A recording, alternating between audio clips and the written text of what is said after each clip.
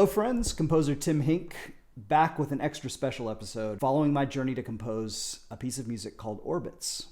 I am so happy to introduce my guest today, a longtime musical collaborator, colleague, and friend, the amazing and talented violinist, Holly Mulcahy. Thanks for having me, Tim. Holly has agreed to be a soloist for this piece. Now, this might be a little bit of a controversial topic, virtuosity in concertos. So many of the concertos that are really most cherished by audience members are very difficult and virtuosic pieces. But I think the problem comes for a composer when each subsequent concerto that's written has to outdo the previous one, right?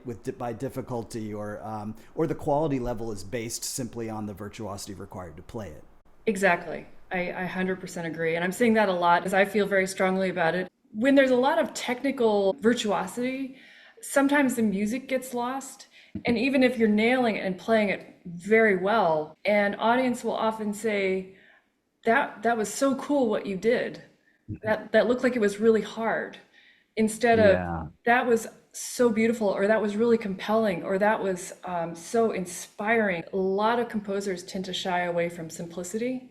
Simplicity is really hard. I totally agree. It's so hard, and you always feel the pressure of, is this complex enough? As I'm writing this composition, Orbits, I'm really focusing on writing music that makes all of the instruments sound their best. And I'm wondering if you had any thoughts or advice for me. Well, I think you already do what you should be doing, which is a very open communication with performers. So last week I shared an excerpt. This week, as I started developing that a little bit more, it would be kind of interesting to have those little notes played by the high winds in a sort of aleatoric way. So they're given these little passages, but it's not in time. The bass, the cellos, and the double basses, they have a very slow arpeggio, and that's the big orbit.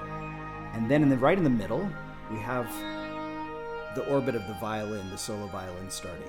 Different sizes of simultaneous orbiting happening at the same time. It allows the violin to soar. I think it's not just about the soloist, which I love. It's not just the violin doing its thing and everybody's accompanimental. Everybody's important. Thank you so much, Holly, for joining me today. And we will be talking very soon. Looking forward.